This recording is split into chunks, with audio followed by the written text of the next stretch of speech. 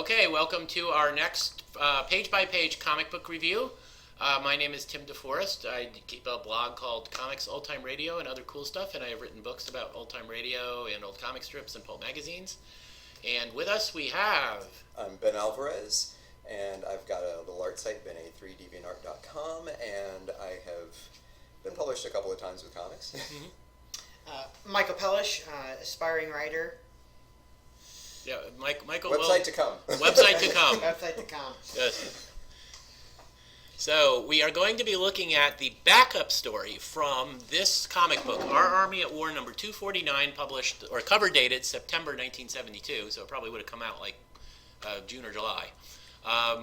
This is the cover, which has absolutely nothing to do with the story we are looking at, because we're looking at the backup story, not the main story, which starred Sergeant Rock, which was DC Comics' premier World War II hero. So we're not going to look at anybody trying to blow up children in the story that we're looking at. But I do have a roundabout way to tie issues with this cover to our story. Okay, which is? Which is, this story is highly symbolic. Joe Kubert cover. The story inside, as you may or may not know, is about a farmer bringing his pregnant wife to his farmstead in order to have the baby at home. Which everyone just accepts, okay, go into the war zone and have a kid. It would be great if there were no war on. The story doesn't deal, I think, effectively with the idea that he's taking his wife into a war zone to have this done, which seems... Yes, but it seems to be making an assumption about sensibilities from an earlier time period, where your home is your castle, your land is you. So everything else is glossed over because those things are assumed. Yeah. There is going to likewise be, in my view, a similar kind of assumption for morality going on in the story we're about to talk about. Yeah, because what the guy wants to do is be able to shoot an enemy plane down and probably kill another human being. Yes, because then he will be a man. When you first mentioned that, I was going to, because I respect the point of view, I was going to argue against it to an extent, because I think World War II was a just war. We were fighting the Nazis, we were freeing people from death camps and all that, and I think it was horrible but necessary.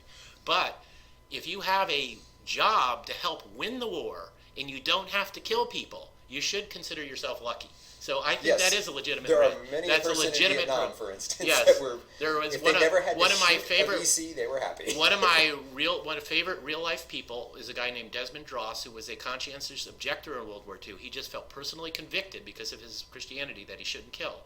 Became a medic, and if you read his story of how he risked his life even after himself was badly wounded on Okinawa to pull people out and save dozens of lives, completely ignoring his own safety, standing up out of a stretcher when his leg was shattered by a bullet to say, take that guy instead. If you saw it in the movie, you would say, that's corny.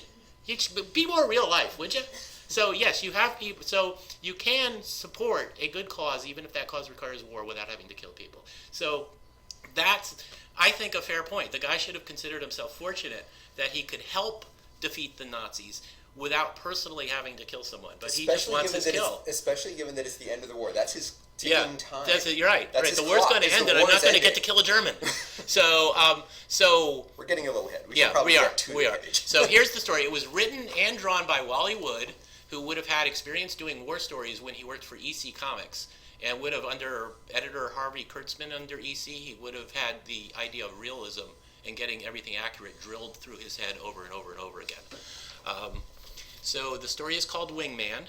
It is set, we don't necessarily know from this very first page, because Spitfires were used all through the war, that it's the end of the war, but we'll learn that in a moment or two. And it's only 7 pages long, so it jumps right off. It establishes, here's a Spitfire squadron, and it very quickly introduces us to squadron leader Douglas Dempster, who's got 19 kills. Flight Lieutenant Oliver Shaw from New Zealand, who has 18 kills, so those are the two high scorers. And Shaw's Wingman, who's got 12 damaged and 7 probables and no confirmed kills. And he's, like, in that last panel, he's going, let me get one, please, just one. I also like the fact that at least once it goes in, it mentions the term enemy aircraft, but then it immediately goes down to your military shorthand of EAs. Yes, and the story is very good at that. It's very realistic in its portrayal of airplanes and tactics and terminology and all of that. So those are our 3 characters Principles. with Archie Pike there, who the wingman who wants to get his kill, is the point of view character. So it jumps right into the action because it has to, because it's 7 pages. And one of the things I'm going to ask you guys about is if you think the character arc that Archie goes through is done realistically in this short period of time. Because they're taken off, and in that second panel, top right panel, if you're a World War II aficionado, and if you were reading Our Army at War, you almost certainly were, then you would see that those are B-17Gs. That chin turret gives it away, and that means you're near the end of the war, because that's when they started using the Gs. So those planes themselves tell you it's towards the end of the war. And they're also drawn to be chewed up. They've been chewed up by anti-aircraft fire or enemy planes or whatever, so the Spitfire are there to escort them. And they do need an escort because there's a flight of Messerschmitts, Me-109s, about to attack them. So that's the job of the Spitfire squadron. It's not necessarily to get enemy kills, it's to protect the bombers and get them home safely. And Wood was a fantastic artist, wasn't he? Yes, he was. I mean, there's no question about it. That middle panel with the just the panoramic view sets up the situation perfectly. You see the B-17s in the distance. They get the Messerschmitts in the foreground with one banking to attack the bombers, so you know what their intent is, and the Spitfires up top banking around to intercept the Messerschmitts. So you understand what could be a complicated tactical situation because there's just so many planes in the air. But it's drawn in a way that blocks out the action so that you can tell what's going on. Yes, and the Messerschmitts are banking towards them, but as they mentioned in just the previous panel, bandits at 10 o'clock, they are in the 10 o'clock position to the Spitfires. Yeah, they are. So everything, and it's not surprising that Wood thinks about that in such detail. One other important thing to look at in this page is at the bottom right panel, you have Messerschmitt in the foreground, 2 Spitfires in the midground, and in the distance there is one more Messerschmitt. That one is already wounded. It's got Douglas Dempster going on it. Yeah, actually, I think that's Shaw, which is who Pike is the or Shaw. I'm sorry, Shaw. Yeah. And Archie Pike is his wingman following behind him. So because on the next page we noticed something and had to figure it out. Yes. I'm actually going to make a point about this. One of the kind of the issues I had is that if you are not really into that World War II sort of knowing a lot of tactics beforehand, it can be a little obtuse. I think I had to look at it a couple of times before I kind of really understood what's going on, and so it's not something you're going to really be able to easily just pick up. For me, it's always it's a complex choreography. It's a very complex choreography. Yeah. You kind of already have to know how everyone moves, and that's or the story educates you a little in it. And if you're ever time traveling and you end up in a Messerschmitt, this story could save your life. I'm just going to be going down because I don't know how it works. No, you'll probably be able to keep it in the air. Keep whether or not you can activate the radio, and then tell the allies that are coming at you who won the World Series that year, so they don't shoot you down. Yeah, that's right. Who won the 1944 World Series? No idea. St. Louis Browns. That's why you're going to get shot down. It's not because you can't fly the plane. It's because you don't know who won the 44 World Series. But I did. St. Louis Browns. Actually, I hope that's true. Somebody listening is going to look that up, and I might be wrong. But they did win. They were a horrible team, and they won one of the wartime World Series because all the good players were in the military. You were off in the military. So. Okay. And they were apparently just this side of 4F. I will actually mention here something that I think is apparent all through the story, which is the way one comic book historian in a book I just read phrased it is giving in each panel giving a kinetic sensibility to a static image. It means when you're looking at a panel, you're not looking at what's supposed to be a still photo with some word balloons attached to it. You're looking at what is several moments or several seconds of time. And there has to be a sense of movement, not just from one panel to the next, but within each panel. Each panel has to look kinetic. It can't just look like frozen planes in the air. And Wood does a superb job of giving these planes a real sense of movement. They don't look like they're just hanging by wires in the air there. They look like they're moving. And I think that's true all through the story. A very important part of all sequential art. Yes, it is. Yeah, Impression of time. Mm-hmm. And just giving that kinetic sense to each panel, unless you're drawing statues. And here's where we noticed here is where a coloring error. Yeah, that we figured out that this was a coloring error because the first thing that happened was that we noticed that the two planes in the foreground, even though they're colored differently, have the same profile. They have the profiles of Spitfires. And the plane behind it has the wing bent of the Messerschmitt. Right. So the plane in the foreground is colored incorrectly. That's supposed to be Shaw's Spitfire. Yes, with the wingman right behind him, and then following up behind them is the other Messerschmitt, which explains why he's throttling back and side slips in the second panel, with wing juxtaposition to let you know that he has moved position in space behind the guy that is firing. The orange plane that is firing is actually supposed to be colored gray to be the Messerschmitt. The plane in the foreground in both of those panels is supposed to be orange. Right. It's supposed to be a Spitfire. And in the third panel, it and does the get third its right panel, color. everything is colored correctly. And but one of the things that has happened is that the sky color has changed. I kind of feel like it has changed because it's not a red because it's not like a hit and but it's orange because it's an attack. The threat level has gone up from kind of the caution yellow to something a little bit more intense. Yeah. It'd be interesting whether the colorist made a mistake or whether he colored it correctly and mislabeled because the colorist didn't just color it in. He also put in little codes for the printer. Yes, everything had to be these Y7. Y20, Y2 for 25% yellow or whatever. Yeah. So did he color it correctly but make a mistake in that, or did the printer simply misread it, or or whatever? We'll never know. It was a much more complex process than today in some ways. Now, this is dialogue heavy. Obviously, in real life, Archie would not be describing what he's doing while he's doing it. It's put in for our benefit so we can understand what he's doing and so that we can appreciate that he's a very skilled pilot, which is important to his character arc. And so is it too dialogue heavy? Do you need that dialogue? Could you have done it? You need the dialogue, but it does create a very sort of technical feel to it. So instead of being like on the pants you see action, it's more technical, which is interesting in its own right. If you hadn't pointed out that error, I really would have been confused by those panels. Yeah. Like, I had no idea what was going on. I was like, well, okay. I mean, I understand some of the terms that he's talking about because I have looked up at some of this stuff, but I'm totally confused. Like, what's the relative positions of things? Yeah. Wood did a great job of choreographing, and the color or the printer messed him over by getting that wrong. So.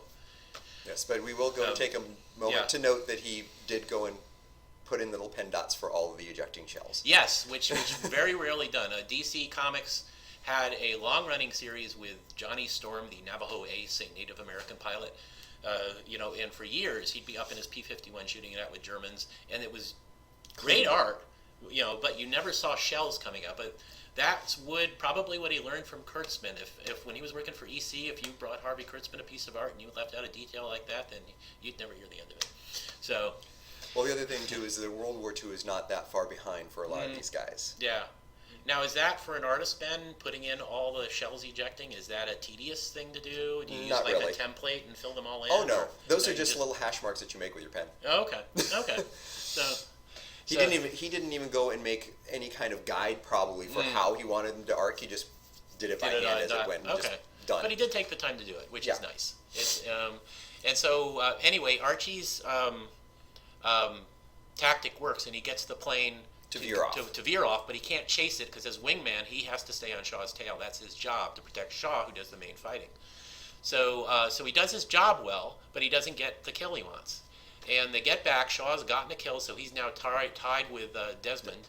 And then Desmond, is checking in with Archie. We get the feeling that Desmond is a Dempster Douglas. Yes, we get the feeling he's a good commander who talks to all his men, finds out how they're doing.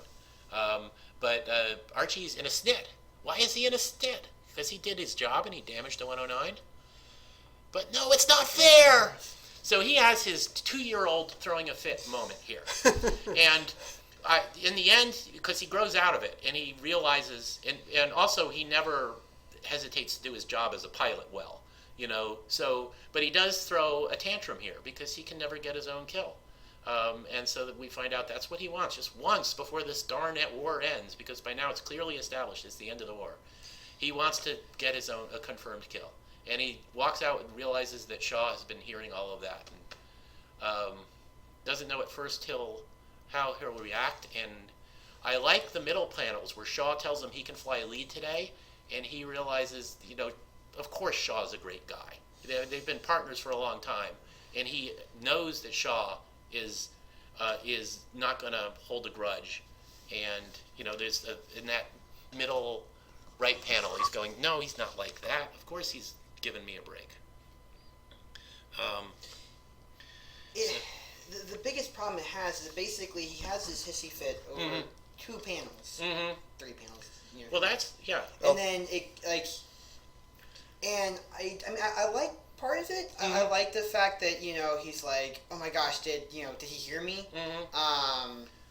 Yeah, but that is a good point. This is a 7-page story, and most of it has to be dedicated to the action to move the story along. So, do they believably handle Archie's character arc in the short period of time that they do? But the brevity of his outburst can also be seen as part of the story of what's going on with him. He's been holding this in for a long time. It's only for a couple of seconds that he cracks. Yeah. Because he this is is just a pro. last straw. Because he is a pro, and he pulls himself together.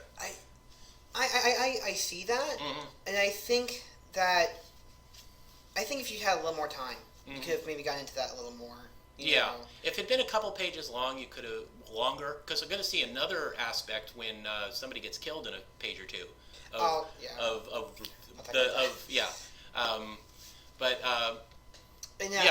like the story arc, but they do throw a fit, and then don't learn that my job is being a good wingman. I will point out, third panel from the top, that I really like that dialogue-less scene. That just sort of like where he kind of realizes the reaction shot. That he's just sitting there and he's watching. He's saying, "Oh crap!" Yeah. He Did probably I just step in it? That is very relatable, right there. Yeah, that's a very relatable feeling of like because we've all put our foot in our mouths. Yes. And there might be times where we were saying something mean about somebody without realizing they were missing, because we all have those times where we've gossiped when we shouldn't and all of that. So it happens.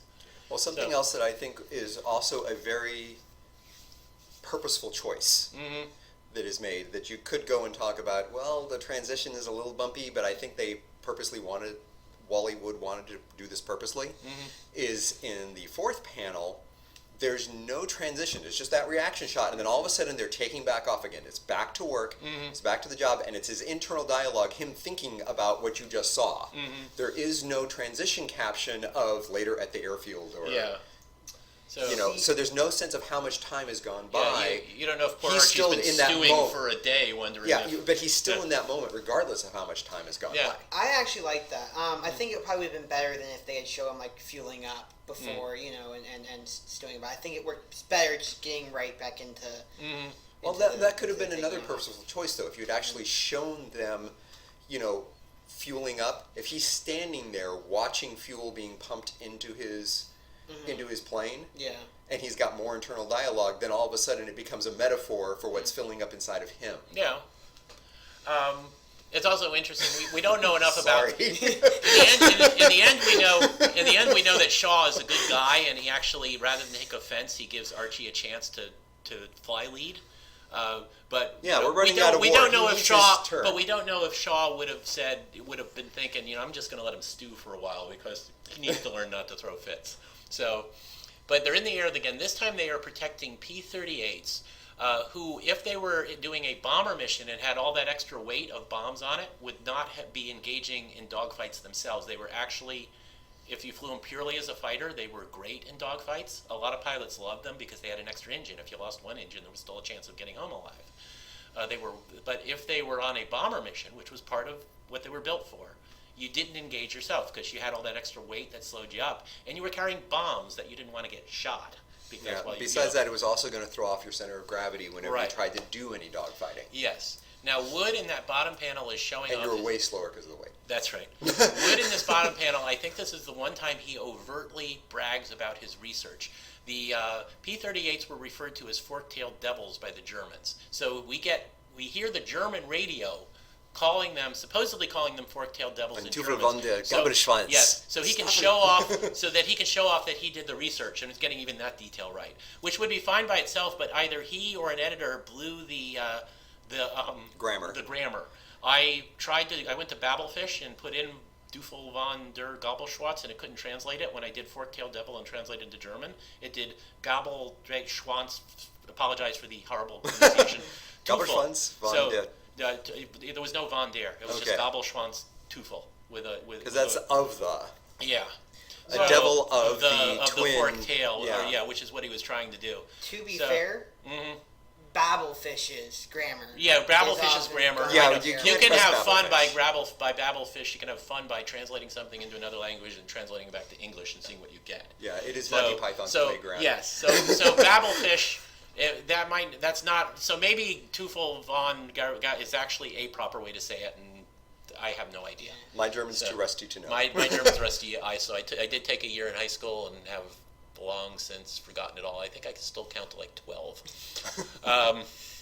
So we have the same situation, except now Archie, instead of Shaw, is the lead fighter. And we get an indication with those top 3 panels, or Ready actually, deflection shot. yes, that he's a terrible marksman, and he's going to, so he can't hit the side of a barn, at least not in a deflection shot, which means that you're moving at an angle to your target, so you have to lead it at exactly the right distance to hit it. And he's obviously not good at that. He's always under leading. Yeah, he damages one and misses the other 2 clean. We see that Wood is still putting in the shells falling out of his plane. So, Which is also, in another way, a simple and easy way to put in movement. Yep. Because they're falling behind. And we have Shaw trying to comfort him, and Archie manning up in that middle left panel. He just comes right out and say, "You wouldn't have missed. You've got the eye and the coordination." So Archie threw his tantrum earlier, but now he is mature enough to say, "I'm just not good at this. You are. That's why you're the lead." And so we see here that he realizes he shouldn't have been complaining about being Wingman. That's where his strength is. I think that my biggest issue with this is that it's a perfectly fine story arc on its own. It's just because you don't know Archie that well. You've only known him for a couple pages, Yeah. and most of that is technical, action stuff that's not very character oriented. So it's hard. Like, I get the feeling that you could have built up more of a relationship between these 2 characters if you just had a little more time. It could have been a 12-pager or a 15-pager. It could have been a 12-pager or a 15-pager. Yeah. Easy. You have a lot of story, and I will make this comment about a lot of fiction. It's really hard to get that pacing right. Yeah, it is. It's like you have 12 pounds of story in a 5-pound bag. Yeah. And yeah, and I'm sure that Wood was told we need a backup story 7 pages, and this is what he did. So. Well, it's not just that, because one of the other things that I'm going to keep bringing up too, I suppose, is that wars are not that far back. World War II, Korea, Vietnam. There's a lot of guys that are reading this that have those experiences, and they will identify that guy faster. It's like, oh yeah, I remember that guy, or I was that guy. It happens for them much quicker than for those of us who haven't been to war. Yeah, that's true. Or even in the military. That's kind of what I'm saying, is that because I'm not even as close to that as you guys are, even farther removed, it doesn't really affect me that much. So I just kind of have to focus more on the more actual character stuff. Like but I think it's also assuming though that people who are reading this are gonna be exactly of that. It's one of the. I read this when it first came out as an 11-year-old, and I was a World War II buff. So I recognized the planes. I thought I probably was aware at the time. Oh, that's the right B-17 for the age, because I knew that stuff. Um, so, so yeah, I mean, it's a war story, so it's going to appeal more to people with fans of that genre. But middle right panel, things get dangerous, which actually that middle left panel, it was important for characterization, but would they be taking that time to have conversations like that in the middle of a fight? You know, there's probably a little break from reality there in order to get some characterization in. No, they would have that conversation, but it would not look as leisurely as those two planes flying. Yeah. He would say, "Sorry, son, you had your chance. I'm going to have to take that lead back. Yeah. You know, better luck next time." Yeah. But then It we happens in seconds because you just got to make that shift. Yep, and then we have jets show up, which is once again appropriate for the end of the war. That's when the Germans had jets. Fortunately, late in the war, because a lot more people would have died if they'd gotten them earlier. But they were dangerous, and it shoots. Yes, but their first jets ate you. Yes. Ate the pilots on Yes, landing. it did. And it took a long, the Acid for fuel. yeah, Glass and jars right next to the cockpit. They land, they break, they're gone. Yep. But that jet is coming in at 6 o'clock. Yes, it is coming in at 6 o'clock to that guy. And the ME-262 was a scary jet because it was twice as fast as a lot of the prop fighters, and good pilots could do a lot of stuff with it. And Yeah, it's got Douglas 150, Dempster, 200 miles Douglas on it. Dempster gets killed, and there's another example of the short. He gets killed, and then he's never mentioned again. When we got to like him because we saw that he was a leader to his men and asking them all how they did and and all of that, and listening to Shaw, or listening to Archie rather, throw his tantrum, and he just dies abruptly. And in a way, that's a good thing. It's a war. The people you like are going to die abruptly. But in context of the story, it seems as if he's just forgotten as soon as he's shot down because he's never mentioned again. I have a question. Yeah. I mean, because you guys know more about stuff than I do. Mm. Is it possible? I mean, I just again because I can get a little lost sometimes in how the action's portrayed. Mm-hmm. Is it possible that it's Archie that Archie has some culpability there? That if he had let the expert marksman take because those shots? he's wingman to Shaw, not to Dempster, and Dempster's No. I'm saying if he had let Shaw take those shots and then. No, it's not going to make much of a difference because it's a jet that comes out of nowhere. Oh, it's a jet comes out of nowhere. Yeah. So it's not the He's Mexicans He's theoretically dropping down out of the clouds. Mm-hmm. Even. Okay, Yeah. see that I think could have worked better if it had been Archie's fault. Mm-hmm.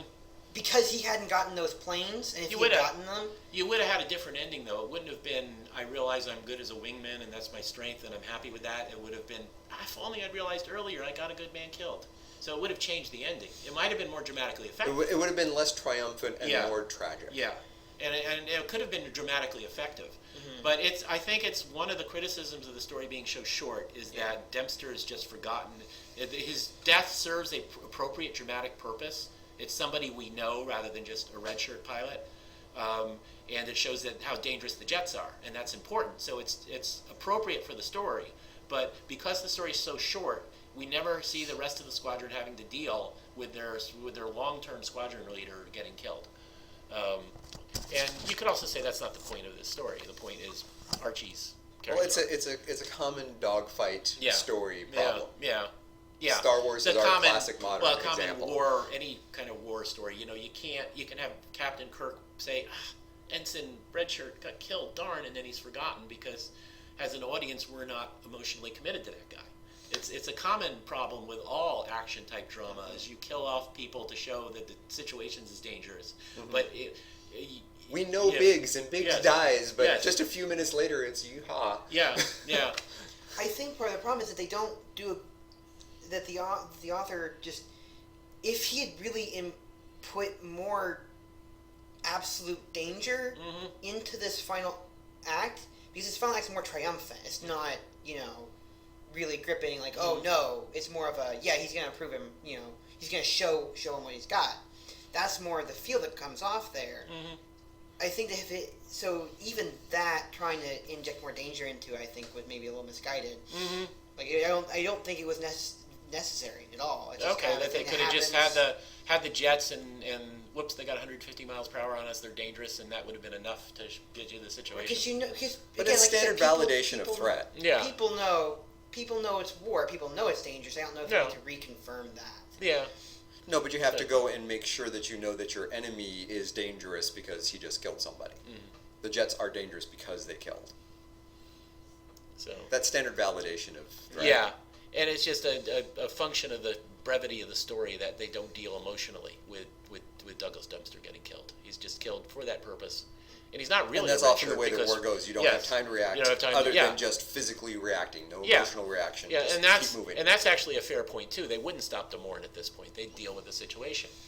Yeah, they so bail out Archie- and he can't. He's and, gone. Yep, and I like that middle row of panels. He gets that shot at the. He gets, they're coming at each other, and he just specifically says their combined speed's 1,000 miles per hour, so he's going to just get a brief shot at this jet. He misses. And the jet almost gets him. The jet almost gets him. Although I do like that first panel a whole lot because Mhm. once again it's sky movement banking. Yep. And those jets are coming in at 9 o'clock, actual 9 o'clock. I know. He thought through all the choreography. He was just a great action choreographer. He did, for Marvel, he did Daredevil #7, which was a fight against the Submariner, which is one of the best choreographed fights, I think, ever. But I do like that, the point of view shot in the middle, or the panels in the middle, with the jet just getting closer and closer, and they take their respective shots at each other. I think that's very effective. And then he sees Shaw down below. Once again, more threat elevation because his radio's been shut out. Yep. I don't know how I feel about this the middle panel on the very right where he gets actually shot, and I like the lighting. I like how it suddenly becomes yellow to let you know that danger, things are happening. But the view just feels out of place. Like that's something you say after you're being shot, not while you're being shot. Not while glass He is should have been flying. saying phew when he realized a bunch of bullets just went inches over his head, or maybe even less than an inch over Exactly. his You don't head. say phew while bullets are flying over your head. People say strange things in middle Yeah. combat.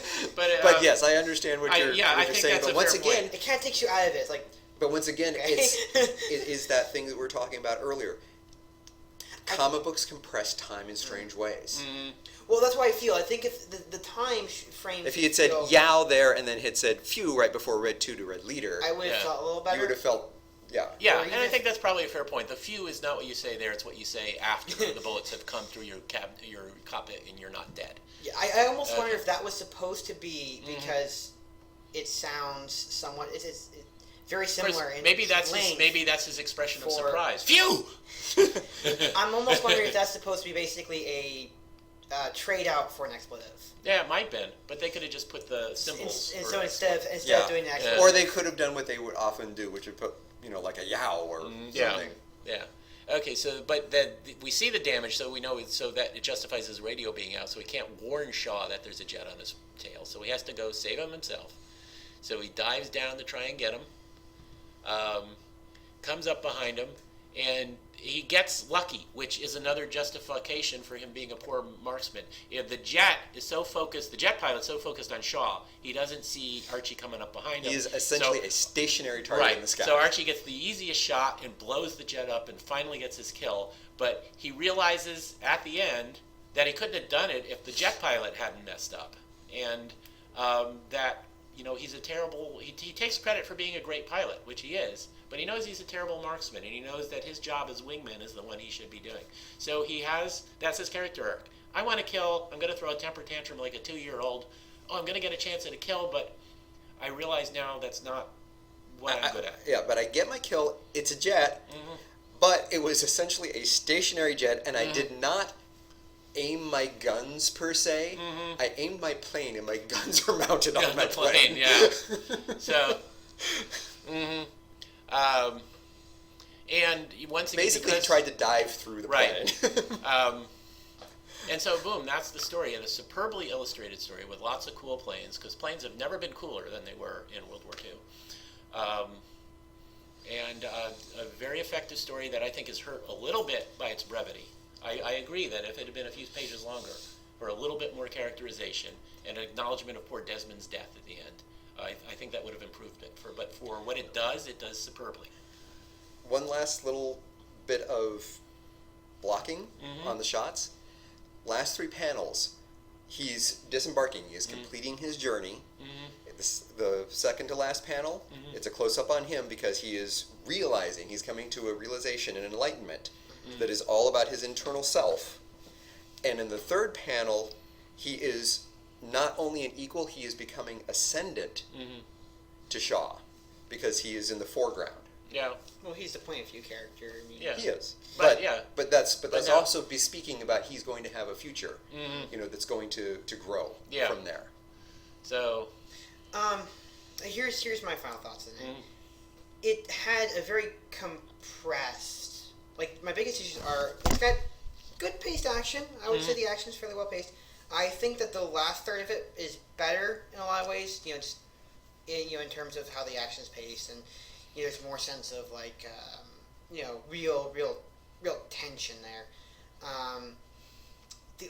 What I'll say is that the second act they wanted to put in a second act because they're like, well, we need a 3-act structure for this story, but then they really compressed that second act, and they kind of let it bleed into the third act. Like they wanted to have their cake and eat it too. Like not realistically, but ideally, what you want is that longer dip. There's just action. I think that's a slight knock against it. But in terms of action, it's good action. Yeah, but another function of it being just a 7-pager.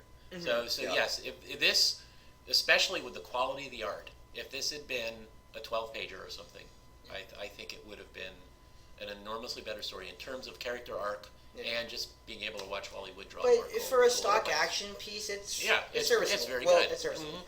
There was also a time when DC took in the 80s to when they had their price hike to like 60 cents or whatever, that they started putting in 8-page stories at the end of everything. And you ended up having to have a lot of that.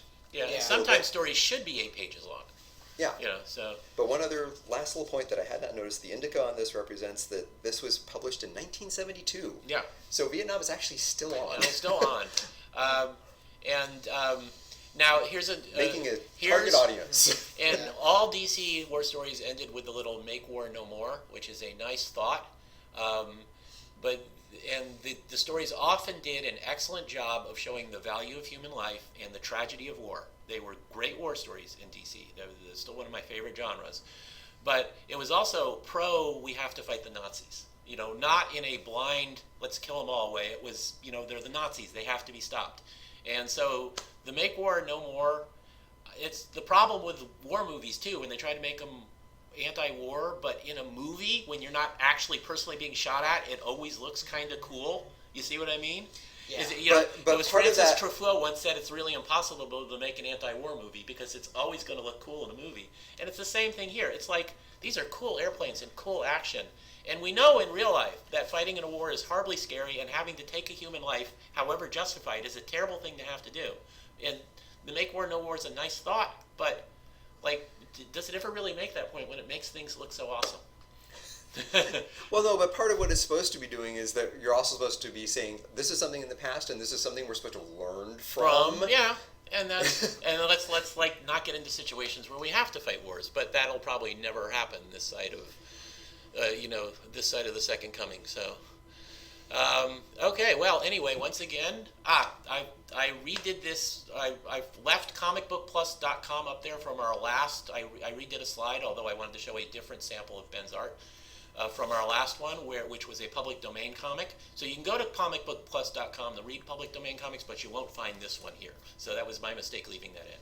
But my website, my blog rather, is Comics, Old Time Radio, and other cool stuff. And you can also find links to Amazon, my books on Amazon.com, and buy them and make me wealthy. And Ben's site is the ben3.deviantart.com, and there's a T-Rex hijacked by a brain in a jar fighting a time-traveling Spartan and a jungle girl. Yeah, that happened to me just last week. So, and when Michael has his blog up, he showed me what he was doing, writing about gaming, and it's excellent work. When he has his blog up, future reviews will include that information. So, thank you, Tim. Until then, we'll see you next time we do this. Yep. Thank you all for listening. Live long.